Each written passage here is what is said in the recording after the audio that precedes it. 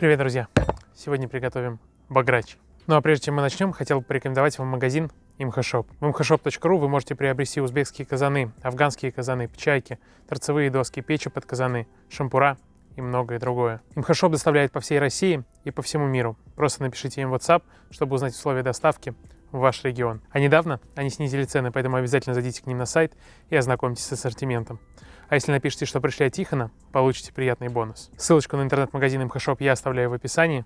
Ну а мы начинаем готовить. Баграч — это насыщенный, яркий и ароматный гуляш, который готовится из большого количества продуктов и разного вида мяса.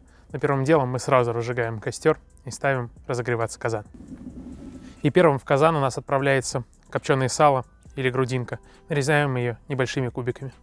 Вначале нарежу на такие полоски. И вот такими кубиками.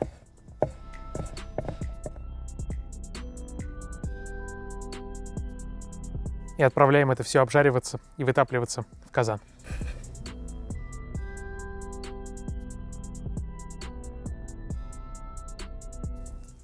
И следом за грудинкой нарезаем репчатый лук. Нам его нужно достаточно много. Здесь можно особо не мельчить. За длительное тушение он весь растворится.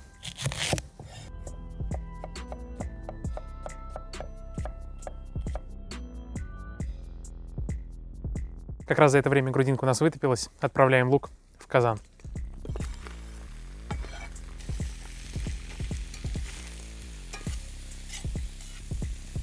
И пока лук обжаривается, все мясные продукты нарезаем крупными кусками. У меня здесь мякоть говядины.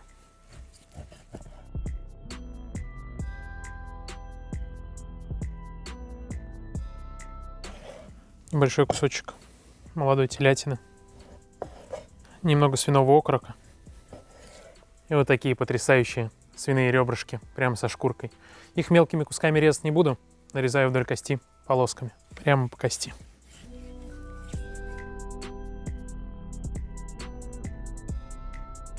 Шикарно. Отправляемся к казану. Лук у нас потерял в объеме, стал такой золотисто-желтоватый. И мы отправляем к нему хорошую ложку копченой паприки и перемешиваем. И если в некоторых блюдах аромат паприки вы практически не чувствуете с другими специями, то здесь он играет максимально ярко. Как только потомили минутку паприку и лук, добавляем туда наше мясо.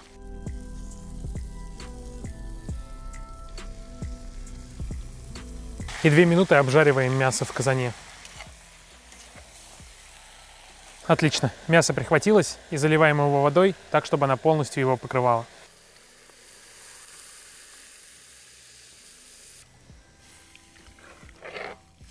На большом огне доводим до кипения, затем уменьшаем жар, накрываем крышкой и томим в таком состоянии 1,5–2 часа. А пока наше мясо тушится, подготовим все остальные ингредиенты. Порубим морковь, чеснок, картошку, нарежем помидоры, сладкий перец и копченую колбасу. Начну с чеснока.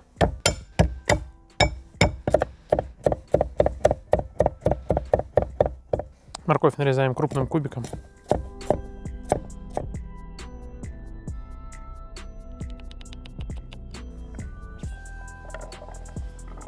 Картофель крупными кусками.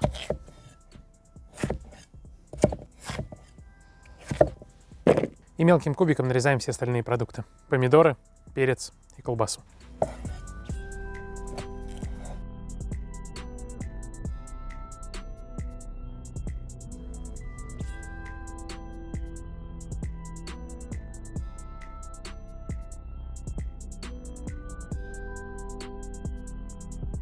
И мелко рубим зелень.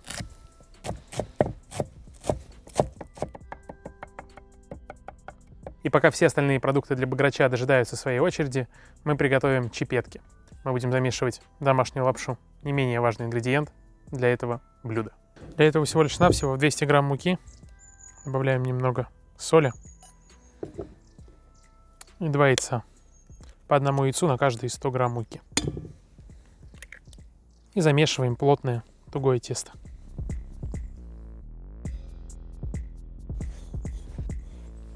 Вот такое плотное, в то же время эластичное тесто у вас получается.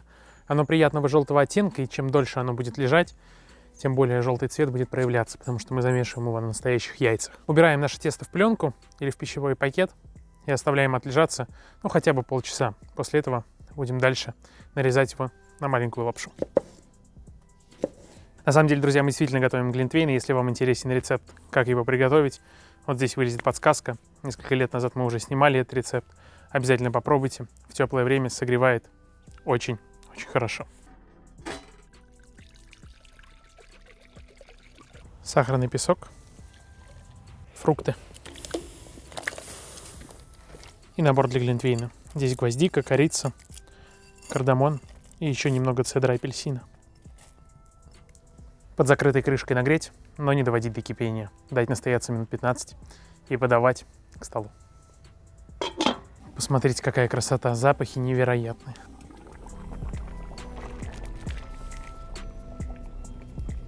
Ребрышки начинают отходить от косточек, а говядина развариваться. На этом этапе добавляем морковь и чеснок. Закрываем крышкой и ждем еще полчаса. Давайте заглянем, что там происходит. Воды становится немного, в процессе приготовления ее можно добавлять. Но помните, что мы готовим не суп, а гуляш, поэтому добавляем ее совсем немного, чтобы почти закрывало мясо. И добавляем оставшиеся специи. Это острый красный перец, тимьян и черный перец. Также по-хорошему нужно добавить один свежий острый перчик чили, но у меня его нет, поэтому я заменю его на 1 чайную ложку аджики. Она не повредит. Хорошенько перемешиваем и добавляем картофель. Закрываем крышкой и томим еще 25-30 минут. Добавляем томаты, сладкий перец и копченые колбаски. Ждем еще 25 минут и будем забрасывать чипятки. Ну что, друзья, давайте их раскатаем. Смотрите, это тесто, которое я замешал сейчас, во время съемок. Это тесто, которое я замешал вчера вечером. Как я и говорил, чем дольше лежит, тем темнее становится. И вот что мы делаем. Нарезаем на прямоугольнички, брусочки. И катаем длинную колбаску. И аккуратненько нарезаем. Вваливаем в муке, чтобы они не слиплись между собой в дальнейшем. Стряхиваем лишнее и отбрасываем в сторону. Но прежде чем забрасывать чипетки, обязательно попробуйте на соль и доведите его до вкуса.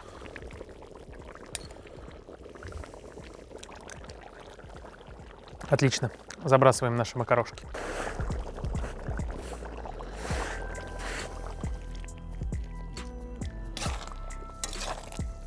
Буквально 3 минуты, добавляем зелень, даем настояться и подаем к столу.